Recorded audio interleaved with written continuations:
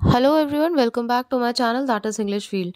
सो friends, आज का जो हमारा वीडियो है वो है प्रोनाउन से रिलेटेड। ठीक है, प्रोनाउन कैसे स्टार्ट करना चाहिए पढ़ना और किस तरीके से आप बहुत ही अच्छी प्रिपरेशन कर सकते हैं, वो भी बिना रटे। मेरा ग्रामर का मोटिव ही यही है। जिस टाइप से मेरे पास में कमेंट आए उसके अकॉर्डिंगली मैंने वीडियोज़ प्रिपेयर किए हैं कि आपको रटना ना पड़े और बहुत अच्छे से आपको ग्रामर आपकी प्रिपेयर हो जाए, कंसेप्ट आपका क्लियर हो। तो हमने पार्ट ऑफ स्पीच चालू कर रखा है। एसपी बख्शी की एक्सरसाइजेज हमने की थी नाउन की। आज जो मैं आपको बताऊंगी वो है प्रोनाउन का वीडियो। अब प्रोनाउन में सबसे पहले हम बात करेंगे टाइप्स ऑफ प्रोनाउन की। तो इस वीडियो में टाइप्स ऑफ प्रोनाउन हम करेंगे। उसके बाद में जैसे हमने पहले किया एग्जाम्पल से रूल की तरफ हम बढ़ेंगे। रूल से एग्जाम्पल नहीं सॉल्व करेंगे जिससे कि आपको रटना ना पड़े और कंसेप्ट क्लियर हो जाए। फिर भी कोई क्वेश्चन है तो आप कमेंट बॉक्स में कमेंट करके ज़रूर पूछ सकते हैं, मैं आपका रिप्लाई भी देती हूँ। तो टाइप ऑफ प्रोनाउन आप बोलेंगे कि हमें तो आता है। अगर जिनको आता है तो उनका रिवीजन हो जाएगा, जिनको नहीं आता है टाइप्स ऑफ प्रोनाउन उनकी बहुत सारी चीज़ें क्लियर हो जाएंगी। क्योंकि ये करना क्यों ज़रूरी है, प्रोनाउन का चैप्टर थोड़ा सा लेंदी होता है। बहुत सारे ऐसे कंसेप्ट्स टाइप्स ऑफ प्रोनाउन में रहते हैं जहाँ से डायरेक्टली क्वेश्चन आ जाता है। सपोज आपको एक सेंटेंस दे दिया और उसमें पूछ लिया कौन सा प्रोनाउन है, अंडरलाइन करके दे दिया। This can come in TGT, PGT और इन एलटी ग्रेड एज वेल। ठीक है, तो आपको ज़रूरी है कि हर एक चीज़ क्लियर हो। तो चलिए देखते हैं, वीडियो बहुत ज़्यादा लेंदी नहीं करेंगे और आपका टाइम भी वेस्ट नहीं होगा और अच्छे से आपको समझ में भी आ जाएगा। So without making any delay let's start. तो सबसे पहले जान लेते हैं प्रोनाउन होता क्या है। प्रोनाउन आई होप आप सभी को पता होगा डेफिनेशन। तो प्रोनाउन एक्चुअली जब नाउन की जगह पे हम यूज़ करते हैं उसको डिनोट करने के लिए, नाउन को बताने के लिए, नाउन के रिपीटेशंस को रोकने के लिए, कम करने के लिए हम प्रोनाउन का यूज़ करते हैं। मेनली यही होता है। कैसे? जैसे मान लीजिए कोई भी सेंटेंस में है रीता, तो बार बार आप रीता कह रहे हैं कि रीता इज़ वेरी इंटेलिजेंट। ठीक है, फिर से आपने रीता का यूज़ किया कि रीता इज़ वेरी स्मार्ट, फिर Rita is very hard working.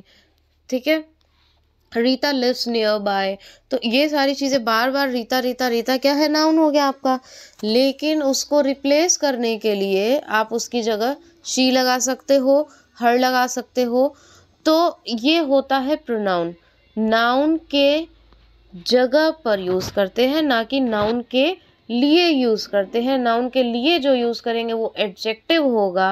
Noun की जगह पर इन प्लेस ऑफ नाउन वो होगा प्रोनाउन। वर्ड्स को, लैंग्वेज को बहुत ही ध्यान से ज़रूर सुने। Possessive pronouns, pronouns that show position. अब देखिए हर वर्ड से ही निकली है सारी चीज़ें। What is possessive, what is possession. Possession आपने ज़रूर सुना होगा, जैसे आपने कोई लैंड खरीदी लेकिन हमें वहाँ पोजेशन नहीं मिला, हम वहाँ रह नहीं सकते। अभी हमने बस ली है, हमें पोजेशन नहीं मिला, मतलब हमें अधिकार नहीं मिला।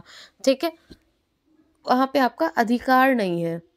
उसी तरीके से mine, these books are mine. ठीक है, ये सारी बुक्स क्या हैं, मेरी हैं। इन पे किसका अधिकार है, मेरा है। तो mine, ours, yours, his, hers, theirs, ये सारे आपके क्या होंगे, पजेसिव प्रोनाउन। एक चीज़ बहुत इंपॉर्टेंट है लर्न करनी, याद रखनी। कई बार क्या देते हैं आर, ये क्या है, पजेसिव प्रोनाउन है। जी नहीं, जब तक आप इसमें एस नहीं लगाओगे पजेसिव प्रोनाउन नहीं होगा। योर, इसको भी लोग बोल देते हैं पजेसिव प्रोनाउन है, लेकिन यहाँ पे जब तक आप एस ऐड नहीं करेंगे ये पजेसिव प्रोनाउन नहीं होगा। ठीक है, तो ये चीज़ ध्यान में रखनी बहुत ज़रूरी है। ऐसा नहीं है कि फर्जीवाड़े में ही बस चले जा रहे हैं और हाँ इज हो गया है, आर हो गया, ये हो गया पजेसिव प्रोनाउन। एस आपको लगाना ज़रूरी है। I hope this point is clear. Third one is demonstrative pronouns, words used for nouns to point at something or someone। जैसा कि वर्ड से ही डिनोट हो रहा है, डिमॉन्स्ट्रेटिव, किसी चीज़ को डिमॉन्स्ट्रेट करना, किसी चीज़ को पॉइंट आउट करना, बताना। सपोज यहाँ पे एक बुक रखी है और मैं इसे डिमॉन्स्ट्रेट करके बता रही हूँ कि ये बुक क्या है, मेरी है, तो मैं इस बुक की तरफ पॉइंट आउट कर रही हूँ। तो ये हो गया डिमॉन्स्ट्रेटिव प्रोनाउन। ठीक है, कौन कौन से होते हैं, this, that, these, those. Right, now we come to distributive pronouns. Distributive pronoun जैसा कि आपको पता चल रहा है, डिस्ट्रीब्यूट करना, अलग अलग करना। ठीक है, तो वर्ड्स यूज्ड फॉर इंडिविजुअल्स और ऑब्जेक्ट्स, ऑब्जेक्ट भी हो सकता है, इंडिविजुअल भी हो सकता है, referring to them as one at a time, जैसे ईच, ईदर, नीदर, ना ये न वो, ईदर या तो ये या ये, एवरी, नन, एटसेट्रा। ठीक है, तो ये सारे आपके क्या होते हैं, डिस्ट्रीब्यूटिव प्रोनाउन, जो कि चीज़ों को अलग अलग करते हैं, डिस्ट्रीब्यूट करते हैं। रेसिप्रोकल प्रोनाउन, रेसिप्रोकल मतलब इसका और इसका, रेसिप्रोकेट करना, ईच अदर, वन अनदर। ध्यान रखिए ये सब चीज़ें क्यों ज़रूरी है जानना, इसलिए ज़रूरी है क्योंकि मान लीजिए कोई सेंटेंस दे दिया और उस सेंटेंस में अंडरलाइन करके आपसे पूछ लिया कि ये कौन सा प्रोनाउन है, तो आपको पता होना चाहिए। मान लीजिए किसी सेंटेंस में ईच अदर ही दे रखा है, ठीक है, तो ईच अदर दिया हुआ है, तो अगर अंडरलाइन करके पूछ लिया कि ये कौन सा प्रोनाउन है, तो आपको पता होना चाहिए रेसिप्रोकल प्रोनाउन है। पता तो होता है प्रोनाउन है कौन सा, कंफ्यूज हो जाते हैं। तो ये सब चीज़ें इम्पॉर्टेंट है, आपने देखा ही है, छोटी से छोटी चीज़ पूछी जा सकती है, बड़ी से बड़ी चीज़ पूछी जा सकती है, जिसको हम बहुत इजी समझते हैं वही अक्सर आ जाता है और वी गेट कन्फ्यूज। क्यों? क्योंकि हम बहुत हाई स्टैंडर्ड पे जाके पढ़ते हैं, हमें लगता है ये चीज़ें नेग्लिजिबल है, ये नहीं आएगी, बट कुछ भी आ सकता है। मीन्स आपकी तैयारी रूट से होनी चाहिए, ना कि ऊपर ऊपर होनी चाहिए, राइट। सो नेक्स्ट देखते हैं रिफ्लेक्सिव प्रोनाउन। रिफ्लेक्सिव जैसा कि रिफ्लेक्स कर रहा है, reflexive, reflect, myself, ourself, yourself, yourself, himself, herself, itself, themself, oneself, ये सारे हमारे क्या होते हैं, रिफ्लेक्सिव प्रोनाउन। ठीक है, जैसे you should complete your work by your self, तुम्हें खुद से अपना खुद ही अपना काम क्या करना चाहिए, कंप्लीट करना चाहिए। ही हिमसेल्फ वॉज गिल्टी, वो खुद ही क्या था, गिल्टी था, राइट। एम्फैटिक और एम्फसाइजिंग प्रोनाउंस, एम्फैटिक का मतलब ही, एम्फसाइजिंग का मतलब ही आपको समझ में आ रहा होगा, जोर देना। ठीक है, जोर देके जब किसी बात को बोला जाता है तो वो होता है एम्फैटिक या एम्फसाइजिंग, एम्फसाइज करना, किसी चीज पे जोर देना। सच प्रोनाउंस आर यूज टू ले stress on the subject, subject पे क्या देते हैं, स्ट्रेस देते हैं, दबाव देते हैं। Example, myself, ourself, yourself, yourself, himself, herself, itself, themself. ठीक है, तो आई होप आपको पॉइंट्स क्लियर हो रहे होंगे। जैसे कि अगर एक एग्जाम्पल मैं आपको देती हूँ, अगर मान लीजिए आप बोलते हो कि एक मिनट, अगर आप बोलते हो you yourself are responsible for your problems, right, तो एम्फोसाइज किस पे कर रहे हो, you yourself are responsible, तुम खुद ही, किस पे, तुम खुद ही रिस्पॉन्सिबल हो, किसकी, अपनी प्रॉब्लम्स के लिए।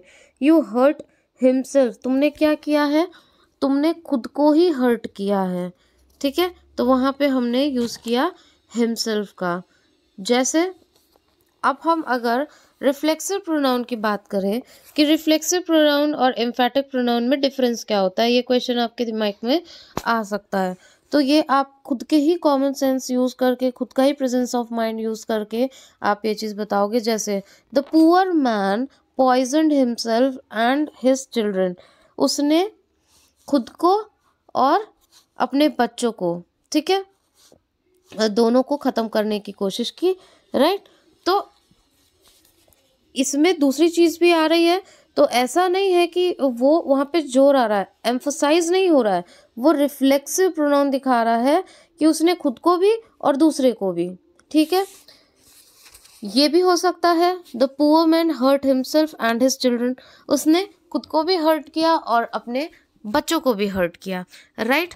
लेकिन ये हो गया रिफ्लेक्सिव। अब एम्फैटिक में देखिए कैसे चेंज आता है। यहाँ पे दिया हुआ you yourself are responsible for your problems, कि कोई और नहीं, कोई दूसरा यहाँ पे ऑप्शन नहीं है, तुमने खुद ने, तो खुद पे जोर आ रहा है, यू हर्ट हिमसेल्फ, तुमने खुद को, तुमने खुद ने हर्ट किया है, तुम तुम्हारे हर्ट के लिए, चोट के लिए, अपनी प्रॉब्लम्स के लिए जिम्मेदार कौन है, तुम खुद हो।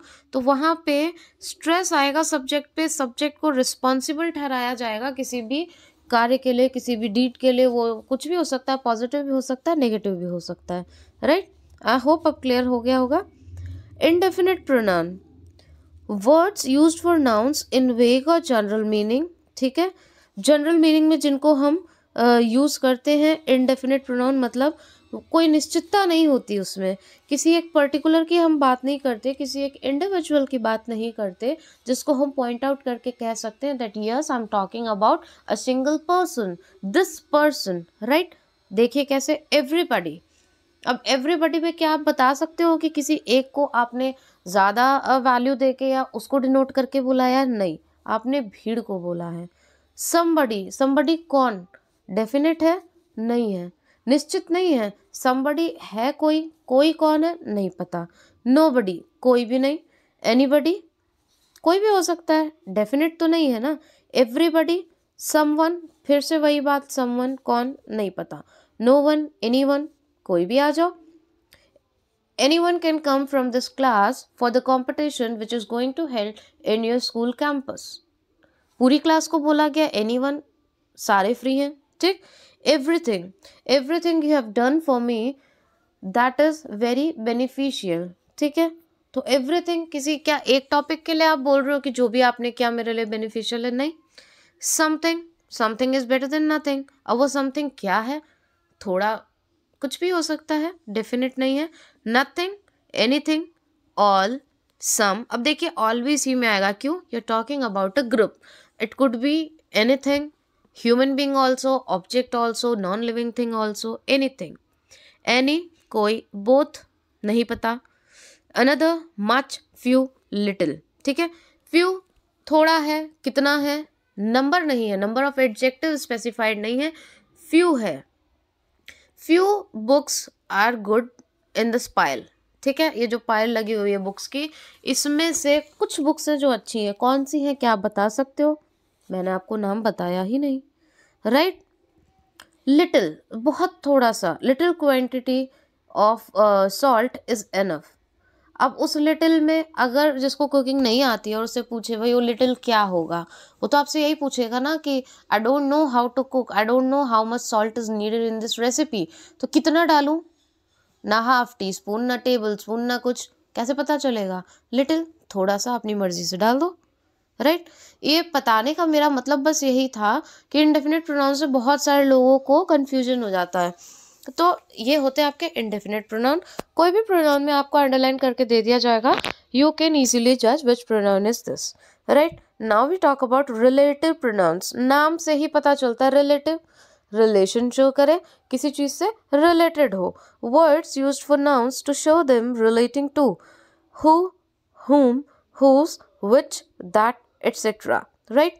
हु, whom, हु किसी से रिलेशन है, कोई चीज रिलेट हो रही है तभी तो आप कह रहे हो who, about whom you are talking, तुम किसके बारे में बात कर रहे हो, ठीक है। हुज पेन इज दिस, इस पेन का किसी से तो रिलेशन है तभी तो आपने पूछा हुज पेन इज दिस, किसी से तो रिलेट करता है। Which book do you like most, book से रिलेशन है। That is the book that belongs to him, वो बुक है जो उसकी है, राइट। तो ये सारे क्या है, रिलेटिव प्रोनाउन है, रिलेट करेंगे। तो these were some of the types of pronouns जो कि बहुत ही ज़्यादा हो सकता है पूछे जाएं और इम्पॉर्टेंट भी बहुत है, तो आपको आना चाहिए। प्लस जो टेबल है जिसमें नॉमिनेटिव केस, ऑब्जेक्टिव केस, ये सारी चीज़ें होती है, तो इनको आप ज़रूर प्रिपेयर कर लें, क्योंकि इसके बाद जो नेक्स्ट वीडियो होगा उसमें हम एक्सरसाइजेस करेंगे, एसपी बख्श की करेंगे, कुछ अलग से भी मैं एग्जाम्पल्स आपको सॉल्व करवा दूंगी जिससे कि आपको रूल्स क्लियर हो जाएं। और बाकी आप बताइएगा if there will be any kind of changes that could be done in my videos and they will be beneficial for you, surely I'll do that। जैसे टेबल में इसलिए आपको बार बार बोल रही हूँ, जैसे नॉमिनेटिव केस है, अब आई आपका नॉमिनेटिव केस होता है, इसका ऑब्जेक्टिव केस क्या होता है? अगर किसी रूल में है कि यहाँ पे हम ऑब्जेक्टिव केस ही यूज़ करते हैं, जैसे फॉर एग्जांपल मैं आपको बता रही हूँ कि अगर कहीं पे प्रपोजिशन आती है, ठीक है, और उसके ठीक बाद अगर कोई प्रोनाउन आता है तो वो हमेशा आपका ऑब्जेक्टिव केस में ही होगा, राइट। अब आपको ऑब्जेक्टिव केस पता नहीं है तो आप लगाओगे कैसे? मैं तो आपको बता दूंगी ऑब्जेक्टिव केस होगा शी का हर होगा, ठीक है, दे का देम होता है, वी का अस होता है। तो ये सारी चीज़ें आपको आनी चाहिए। कहाँ पॉजेसिव एडजेक्टिव होगा, कहाँ पॉजेसिव प्रोनाउन होगा, ये सारी चीज़ें इसमें आएंगी। इसलिए आप थोड़ा सा टेबल देख लेना। नेक्स्ट वीडियो आपको या तो आज शाम को या फिर कल मिल जाएगा for sure. And till then prepare well, prepare your syllabus in a very sound way. If you have any of the confusions or you want me to explain any topic, then please do comment in comment box. Don't forget to give your feedback, that is very important for me, क्योंकि उसी से videos आपके लिए अच्छे बन सकेंगे। And most important beneficial हो तो please hit a like button. उसमें आपका कुछ नहीं जाता, बस आपको लाइक करना होता है और मुझे मोटिवेशन मिलता है। Thank you so much for watching and giving your precious time and watching this video.